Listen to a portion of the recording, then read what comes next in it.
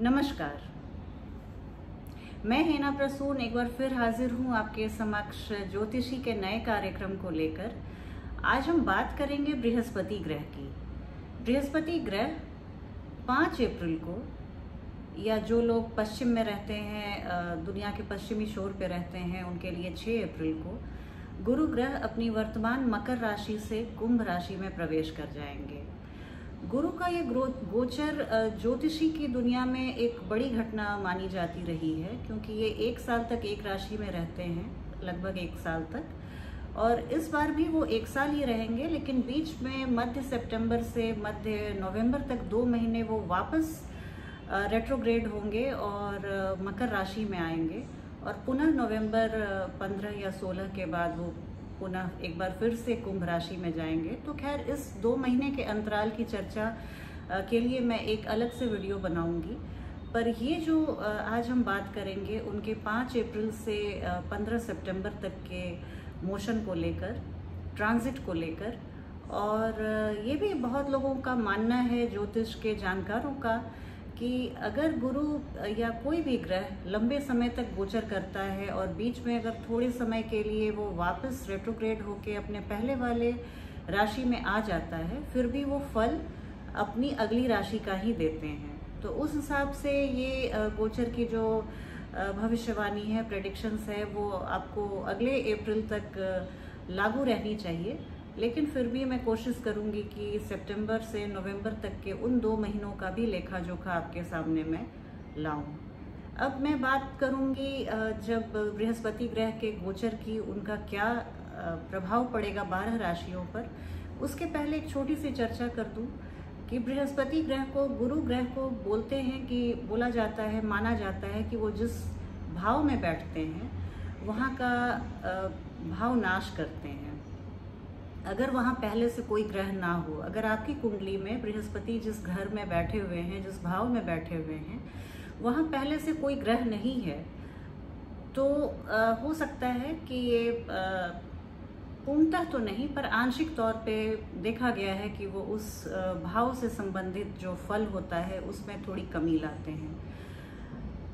तो और इनकी दृष्टि में अमृत है। बृहस्पति को 3 दृष्टियां मिली हैं, 3 एस्पेक्ट्स हैं इनके। ये जहाँ बैठते हैं वहाँ से पंचम भाव को देखते हैं, सप्तम भाव को देखते हैं और नवम भाव को देखते हैं, और जहाँ पे ये अपनी दृष्टि डालते हैं उन भावों के फल को ये बढ़ा देते हैं, बहुत मल्टीपल फोल्ड बढ़ा देते हैं, कई गुना बढ़ा देते हैं। तो इनकी दृष्टि में अमृत होती है, और जहाँ ये बैठते हैं वहाँ आंशिक तौर पे भाव नाश करते हैं। तो कई घर ऐसे होते हैं, जैसे षष्ठम भाव में अगर ये बैठे तो आपकी ये बीमारी का नाश करते हैं, आपके शत्रुओं का नाश करते हैं। तो इस तरह ये आप अपनी कुंडली में बैठा कर देखेंगे। और ये जो मैं अभी बता रही हूँ भविष्य फल, ये आपकी चंद्र राशि और लग्न राशि आप दोनों से देखने का कोशिश करें आप। ये हो सकता है, कहते हैं कि सन साइन, मून साइन और राइजिंग साइन, इन तीनों को देखना चाहिए, क्योंकि ये क्रमशः आपकी सोल, माइंड और बॉडी को दिखाता है। तो हमारा जीवन सिर्फ मन ही तो नहीं है, सिर्फ सोल ही तो, आत्मा ही तो नहीं है, और सिर्फ शरीर ही तो नहीं है। हम अपने जीवन के हर पक्ष की ओर, हर जो भी जितने भी पहलू हैं, हम सबके बारे में जानना चाहते हैं। तो आप कोशिश कीजिएगा कि आप अपनी तीनों राशि के हिसाब से इस भविष्य फल को देखें और लाभ उठाएं। इसके पहले मैं आपसे यही प्रार्थना करूंगी कि आप मेरे चैनल को सब्सक्राइब करें, बेल बटन को दबाएं, जिससे मेरी वीडियो सबसे पहले आप तक पहुंचे, और कमेंट करें, शेयर करें, मुझे बताएं कि जो भी मैंने बताया वो आपके साथ वैसे जीवन में हुआ या नहीं हुआ। इसके लिए मैं आपकी आभारी रहूंगी। अब कार्यक्रम की शुरुआत करूंगी सबसे पहले मेष राशि से। क्या होगा मेष राशि वालों पे जब बृहस्पति गोचर करके उनके एकादश भाव में आएंगे। बृहस्पति आपके एकादश भाव में भ्रमण करते हुए पहुंचेंगे, और एकादश भाव आपके आय भाव को दिखाता है। तो डेफिनेटली आपके आय में वृद्धि होगी, आपको नई जॉब अपॉर्चुनिटी मिल सकती है, नए लोगों से आपके संबंध बन सकते हैं, आप कुछ नया सीखेंगे, एक ऐसा स्किल जिसके बारे में आप बहुत दिनों से सोच रहे थे, या आपकी जॉब की रिक्वायरमेंट होगी कि आपको एक नई बहुत अच्छी ऐसी ट्रेनिंग जिससे आपके स्किल में इजाफा हो, स्किल डेवलपमेंट हो, ऐसा आप ज़रूर कुछ सीखेंगे। संतान के साथ आपका संबंध बहुत बेहतर होगा। आपके प्रेम संबंधों में भी एक सुदृढ़ता आएगी और आप जीवन में एक अच्छे समय का आनंद ले पाएंगे।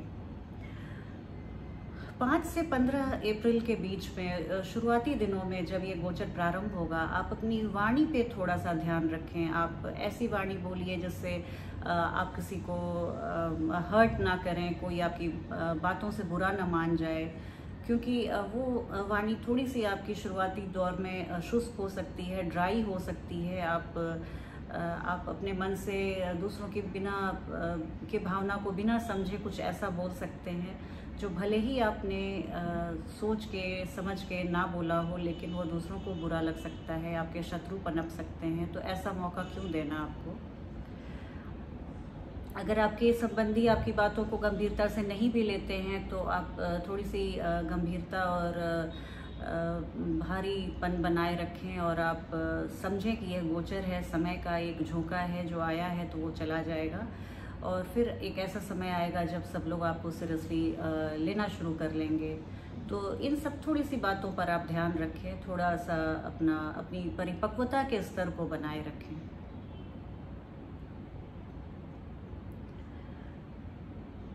टॉरस यानी वृषभ राशि के लिए यह गोचर कैसा रहेगा। तो टॉरस के लिए ये दशम स्थान में, दशम भाव में गोचर होगा गुरु का, जो कि कई मामलों में आपको बहुत फायदा देगा। ये आपके शुरुआती दिनों में आपके जीवन में कार्यस्थल पर थोड़ा सा प्रेशर ला सकता है, थोड़ा सा स्ट्रेसफुल सिचुएशन बना सकता है, पर फिर वही बात है, गोचर है, अभी आया है तो गुजर भी जाएगा।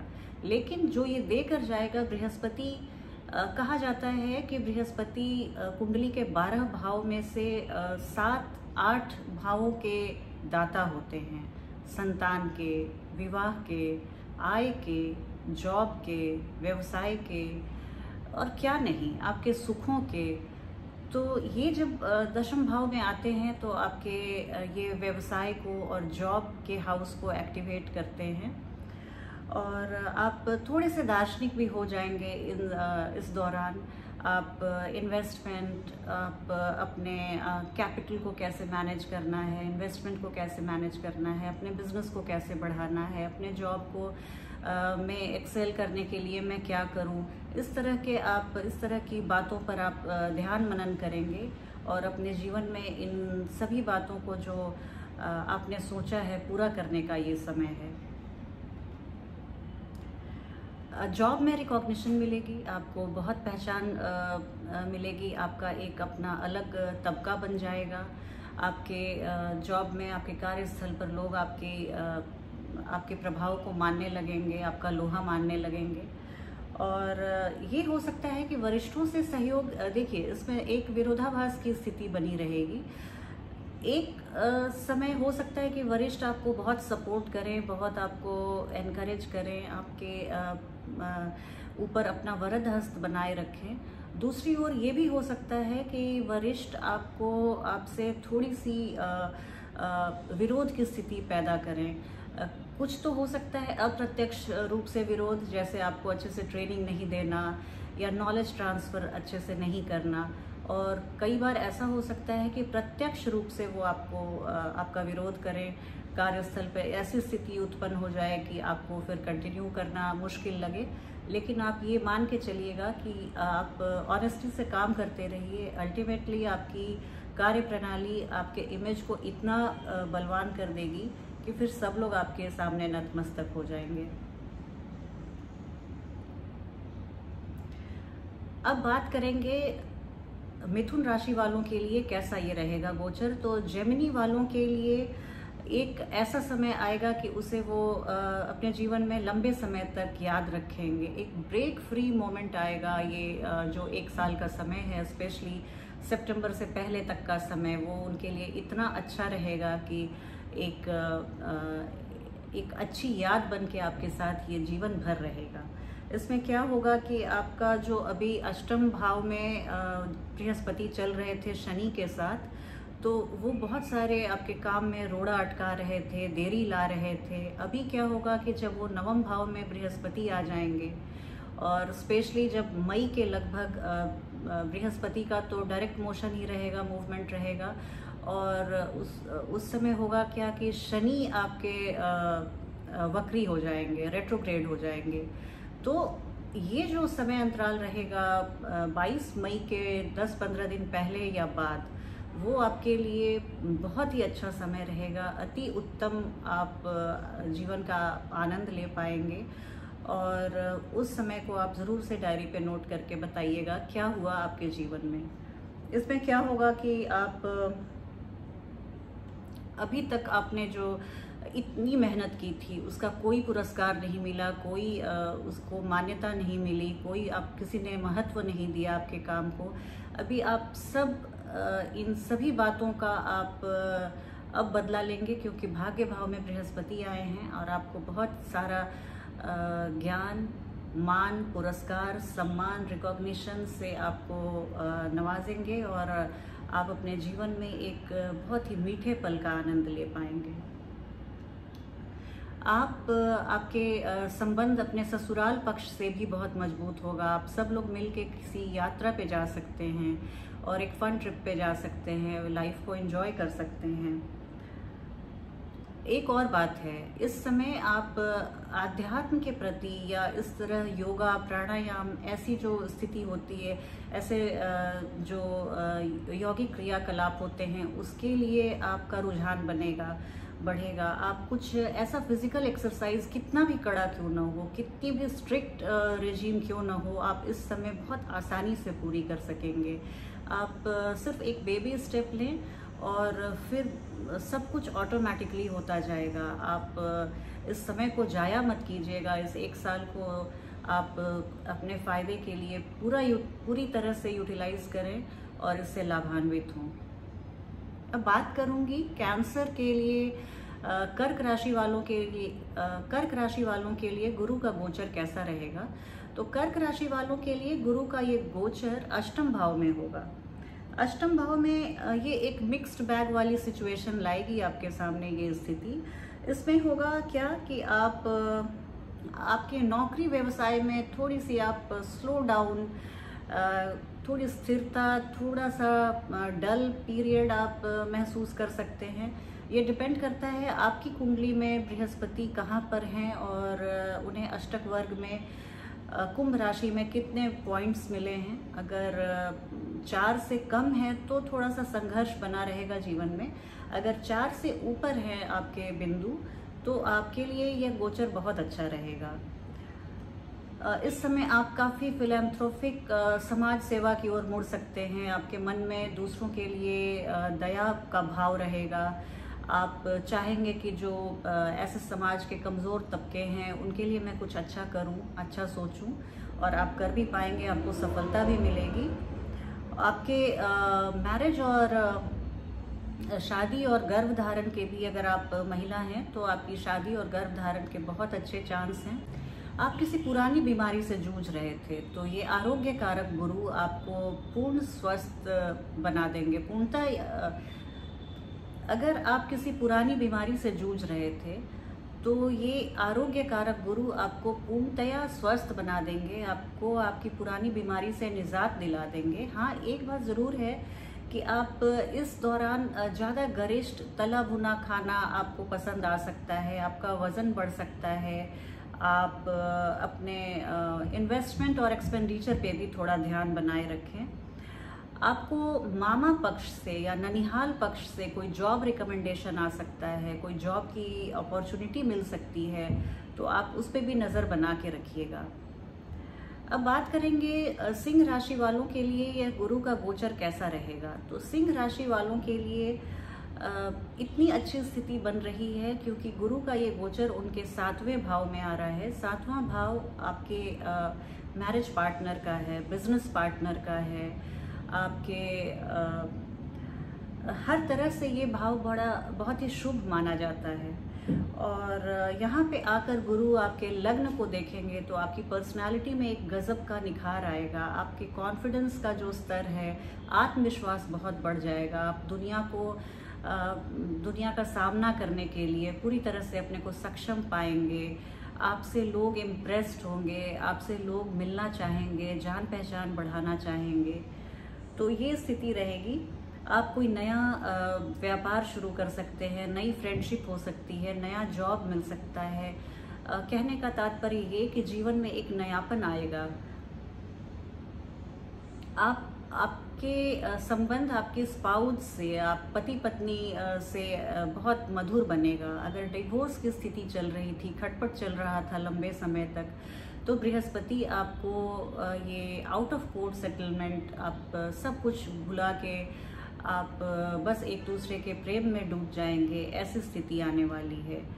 और अगर वर्क सर्कल की, व्यवसाय जगत की बात करूं, तो जैसा मैंने कहा, नए दोस्त, नई मित्र मंडली, नया जॉब, नया बिजनेस, सबका मौका मिलेगा। आप अगर फ़ायदा उठाने की स्थिति में, इस अपॉर्चुनिटी को पूरी तरह से भुनाने की स्थिति में हैं, तो आप इस मौके को आप जाने मत दीजिएगा।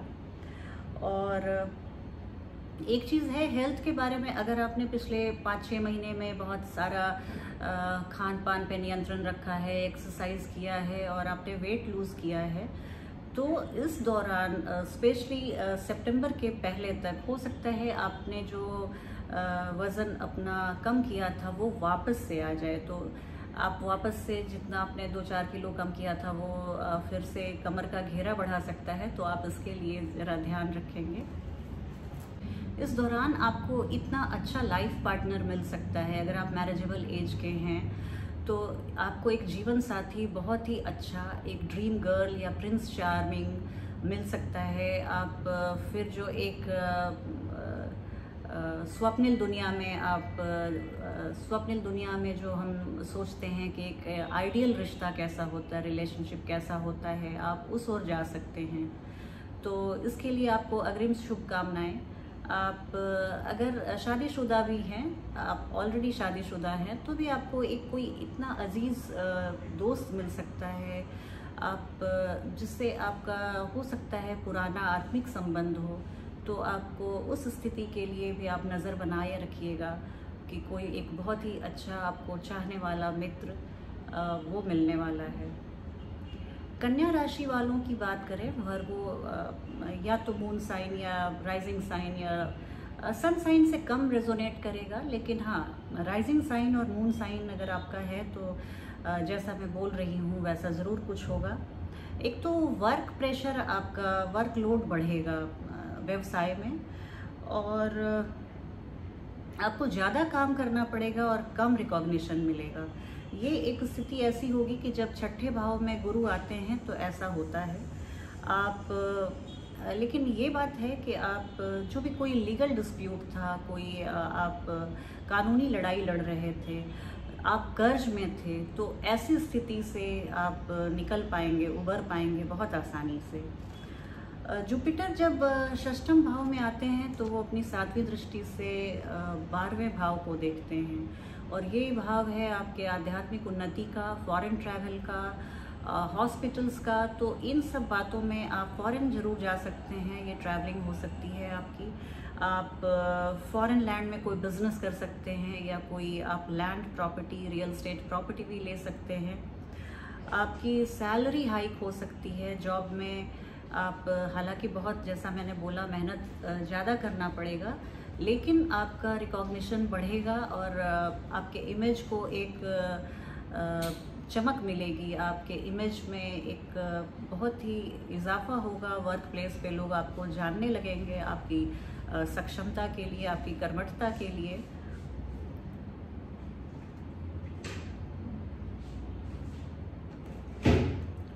आप बस जैसा गीता में भगवान कृष्ण ने बोला है कि कर्म करते चलो, फल की आशा मत करो। ये समय ऐसा है जब आपको फल की आशा नहीं करनी चाहिए, पूरी ईमानदारी से आपको कार्य करते जाना चाहिए अपना। भगवान ने आपको जिस भी कार्य को सौंपा है उस कार्य को पूरी लगन और कर्मठता से करते जाइए। ये गोचर आपको बस यही शिक्षा देना चाहता है। वरिष्ठ अधिकारियों का हो सकता है विरोध एक बार आपको फिर झेलना पड़े, लेकिन आप बस अपने मेहनत को बनाए रखिएगा, अपने कर्तव्य पथ पे अडिग रहिएगा और आपका कोई कुछ नहीं बिगाड़ सकता। अंततः जीत आपकी होगी, ये बात आप बिल्कुल गांठ बांध के रखिएगा।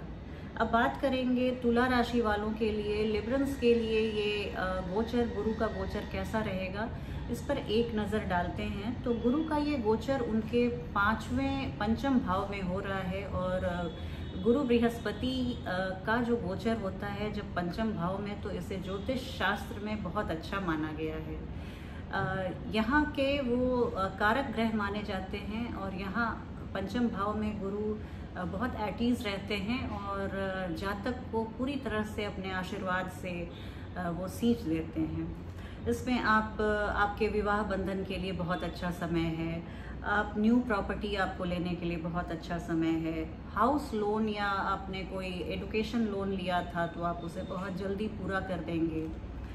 और आप स्क्रिप्चर्स, माइथोलॉजी, जो पौराणिक कथाएं, पौराणिक किताबें हैं, पुस्तकें हैं, उन सब के लिए आपका रुझान बढ़ेगा। आप इस ओर पढ़ने के लिए आप ज़्यादा उद्धृत होंगे। आप घर पे एक छोटा मोटा उत्सव हो सकता है, आप किसी फन ट्रिप पे, प्लेजर ट्रिप पे जा सकते हैं। अप्रैल 5 से 15 के बीच में फिर भी आप अपने हेल्थ को थोड़ा नज़र बनाए रखें।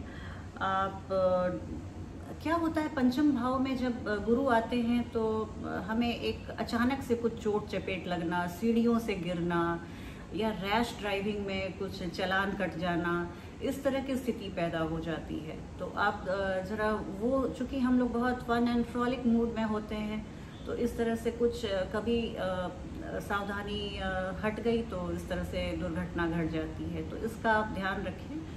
और अदरवाइज़ ये आपके लिए बहुत ही वेलकम ट्रांजिट है। अगली राशि की बात करेंगे, वृश्चिक राशि, स्कॉर्पियंस की। तो स्कॉर्पियो के लिए ये गुरु का गोचर थोड़ा सा मिक्स्ड बैग सिचुएशन फिर से ला रहा है। इसमें आप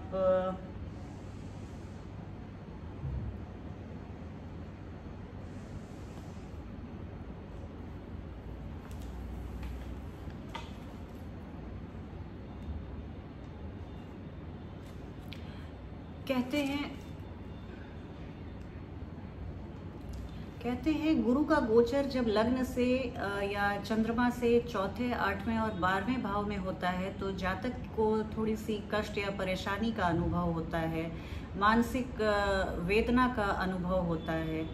लेकिन वृश्चिक राशि वाले जो जातक हैं वो काफ़ी खुशकिस्मत रहेंगे, क्योंकि उन्हें इस तरह की कोई स्थिति से साबका नहीं पड़ेगा, बशर्ते आपकी कुंडली में बृहस्पति अच्छे हों और अष्टक वर्ग में उन्हें अच्छे बिंदु मिले हुए हों, आपकी दशा महादशा या प्रत्यंतर दशा बृहस्पति की चल रही हो, तो ये आपके लिए बहुत ही शुभ रहेगा।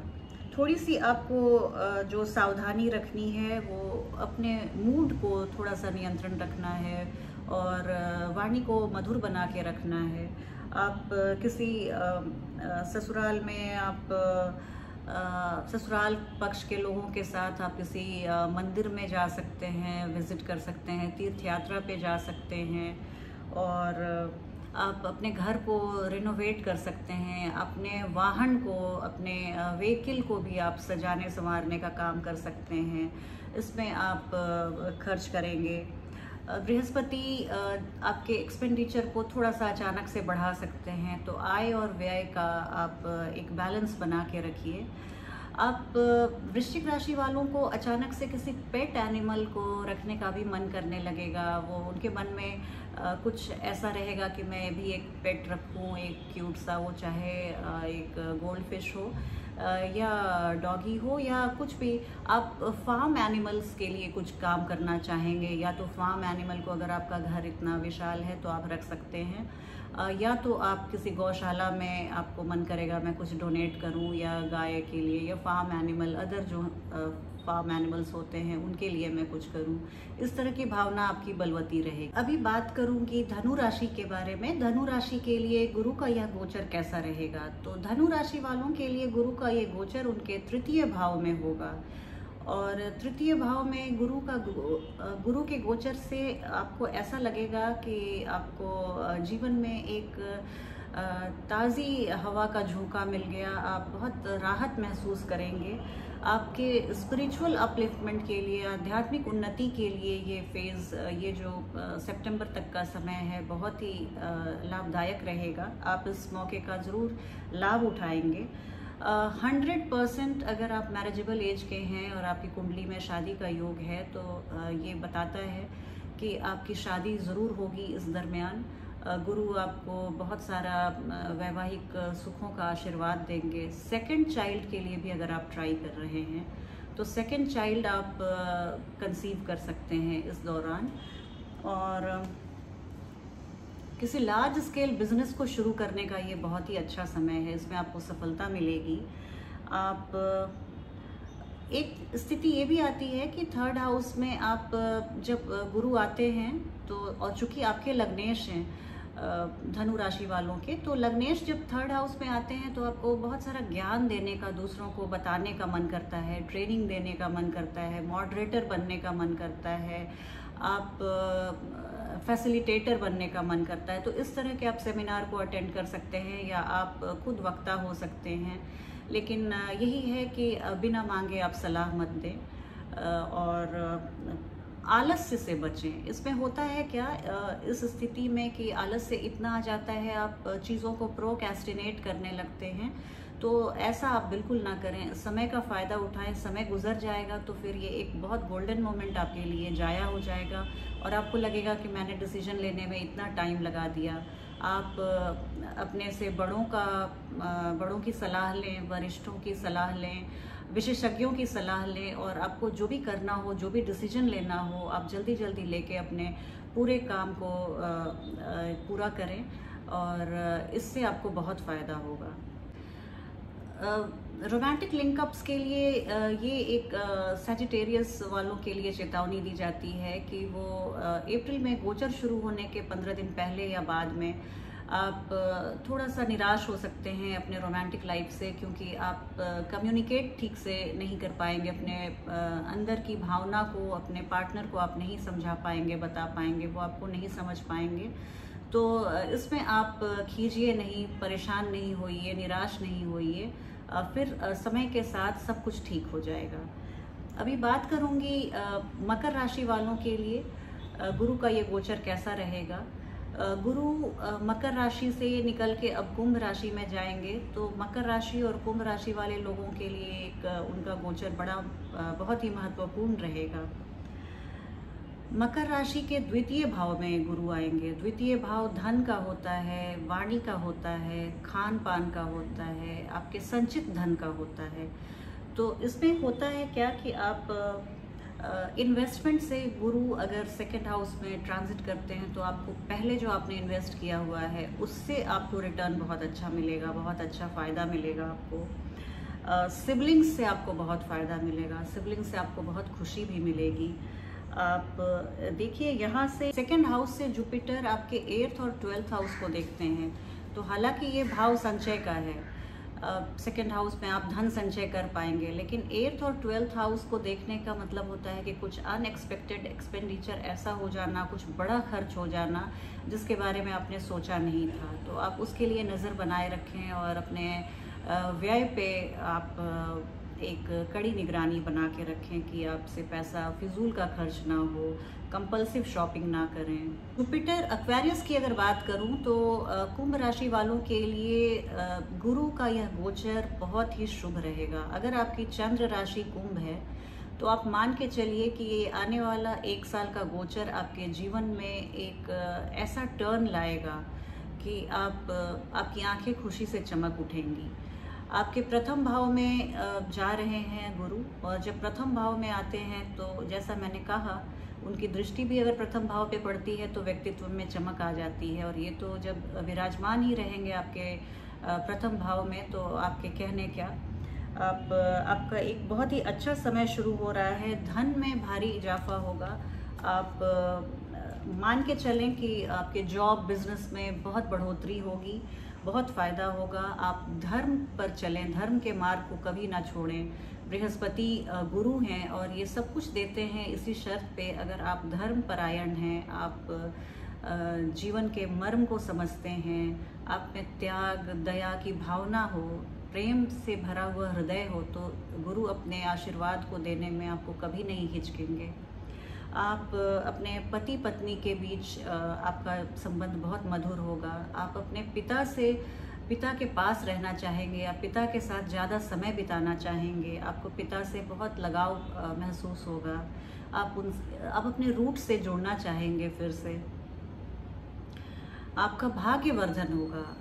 गुरु प्रथम भाव में आके आपका भाग्यवर्धन करेंगे। आपके जन्मों का जो पुण्य था उसका उदय होगा और उससे आपका भाग्यवर्धन होगा। 22 मई से 15-20 दिन पहले या बाद आप इस बात को ध्यान में रखेंगे कि जब गुरु अपने डायरेक्ट ट्रांजिट में वो मूवमेंट करते रहेंगे और सैटर्न जब रेट्रोग्रेड हो जाएंगे तो आपको जीवन में एक बड़ा फ़ायदा मिलेगा, एक बहुत बड़ी उपलब्धि मिलेगी, कुछ बहुत लाभ का समय आएगा। अब बात करती हूँ मीन राशि वालों के लिए गुरु का यह गोचर कैसा रहेगा। तो मीन राशि के 12वें भाव में गुरु आएंगे। मीन राशि के वो कारक भी हैं, राशिपति भी हैं। आप मीन राशि वालों के 12वें भाव में गुरु आएंगे और आपको अपने रूट्स से, फैमिली से बहुत लगाव हो जाएगा। आपकी आध्यात्मिक उन्नति तय है। आप एक अपने जो ऐसे ऑकल्ट बातें होती हैं, आत्मा, परमात्मा, हमारे सोल की जर्नी, लाइफ का पर्पस, इन सभी बातों पर आपका रुझान बढ़ेगा। आप जीवन को एक बड़े परिप्रेक्ष्य में देखेंगे। आप फॉरेन जाने के लिए बहुत ही फेवरेबल टाइम है। ये आपके लिए बहुत छोटी सी बात रहेगी। आप फॉरेन लैंड में बस सकते हैं, प्रॉपर्टी खरीद सकते हैं, लैंड खरीद सकते हैं। कैरियर से संबंधित आपको बड़ी सफलता बता रहे हैं गुरु। और अगर लग्नेश 12वें भाव में आते हैं तो ये व्यय को भी दिखाते हैं। तो हो सकता है आपसे कुछ बड़ा खर्च हो जाए, आप पैसे की अहमियत को उतना ना समझें और इस तरह से हो जाए। लेकिन अगर बाकी 8 ग्रह फेवरेबल हैं तो एक ग्रह 12वें घर में आए या अष्टम घर में आए, अष्टम भाव में आए, क्या फ़र्क पड़ता है। और अभी आपका नेक्स्ट ईयर जब मीन में आएंगे गुरु, तो फिर आपका बहुत ही एक बम्पर समय शुरू होगा। अभी ये थोड़ा सा कूल डाउन का पीरियड है, तो आप उसको वैसे समझ के चलें। आप झूठ मूठ के अहम से बचें। आपके विरोधी आपको उकसा सकते हैं, फिर आप अपना कुछ गुस्सा निकाल देंगे तो ऐसा कई बार होता है कि उसके बाद फिर वो रोने चिल्लाने लगेंगे और फिर आपको गिल्ट की फीलिंग कराएंगे। तो आप इन सब टैंट्रम से उनके बचिए। आप ज़्यादा समझदारी और गंभीरता से आप काम लें। आप रिएक्ट मत होइए और अपने कार्यों के बारे में दूसरों को बताने से बचें। अपनी जो कहते हैं कि शेखी बघारना, ऐसी आदतों से आप बचाव करें। आपका काम खुद बोलेगा और दूसरे लोग खुद समझ में आ जाएगा कि आप क्या हैं और आप क्या कर रहे हैं।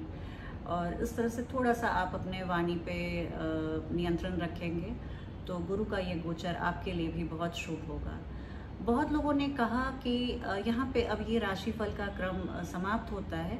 मैं एक दो बातें बताना चाहूँगी कि गुरु अगर जिन राशियों के लिए अच्छे नहीं हैं या उतने फेवरेबल नहीं हैं, तो क्या करना चाहिए कि गुरु को मैं प्रसन्न करूं, गुरु को मैं ज़्यादा अपने लिए मैं गुरु के इस गोचर से लाभान्वित हो सकूं। तो इसमें एक दो चीज़ आप ध्यान रखें।